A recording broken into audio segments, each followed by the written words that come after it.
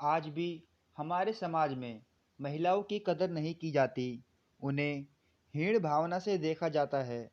मूर्ख हैं वे लोग जो इस तरह की गंदी भावना अपने मन में रखते हैं और यह कर वो खुद को सबसे ऊंचा समझते हैं। इस कहानी में गुजरात की रहने वाली 21 वर्ष की लड़की अफसाना खान ने अपनी हिम्मत से उन सभी लोगों के गालों पर तमाचे जड़ दिए हैं जो महिलाओं को कमज़ोर समझते हैं। अफसाना गुजरात में ही रहकर अपनी पढ़ाई करती थी। एक बार जब वह अपने कोचिंग से पढ़कर घर को जा रही थी, तभी उसे रास्ते में कुछ लड़के दिखे जो लगातार उसे घूर रहे थे। अफसाना ने इस बात पर गौर नहीं किया और वह अपने रास्ते चली गई। परंतु जब वह अगले दिन कोचिंग गई तो वही चार लड़के उसे क्लास में बैठे दिखे।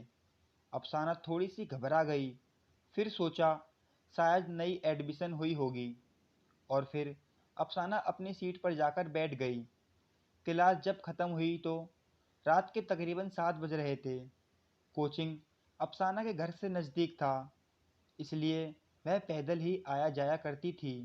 अफसाना जब अपने घर को जा रही थी तो रात के चलते रास्ता आगे थोड़ा सुनसान हो गया था, इसलिए वह तेज कदमों के साथ आगे बढ़ रही थी कि अचानक एक गाड़ी आकर उसके बगल में रुकी।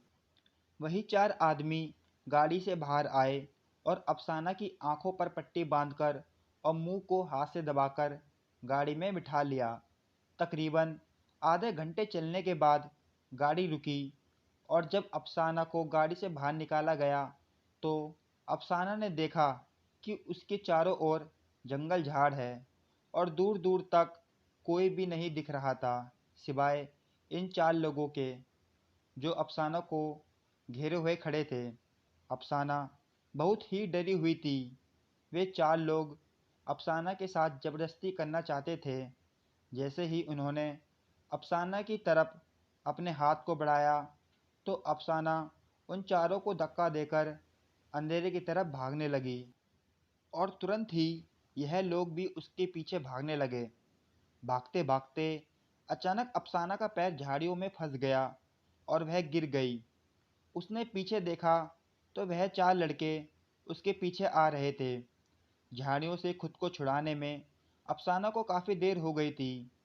तभी वह चार लड़के उसके करीब पहुंच गए। अफसाना समझ चुकी थी कि वह अब नहीं बच पाएगी, लेकिन सामने अंधेरे में अफसाना ने जो चीज़ देखी वह बहुत ही खौफनाक थी। उस चुड़ैल के दोनों हाथ कटे हुए थे। अफसाना को अपनी आंखों पर यकीन नहीं हुआ, क्योंकि इस तरह की खौफनाक चीज़ें आज तक उसने अपने जीवन में कभी नहीं देखी थी। अगर अफसाना लौटकर पीछे जाती तो वह चार लड़के उसकी ज़िंदगी छीन लेते और अगर आगे जाती तो शायद चुड़ैल उसे मार डालती। लेकिन अब अफसाना के पास कोई चारा नहीं था। उस चुड़ैल को देख अफसाना का सारा शरीर डर से काँप रहा था।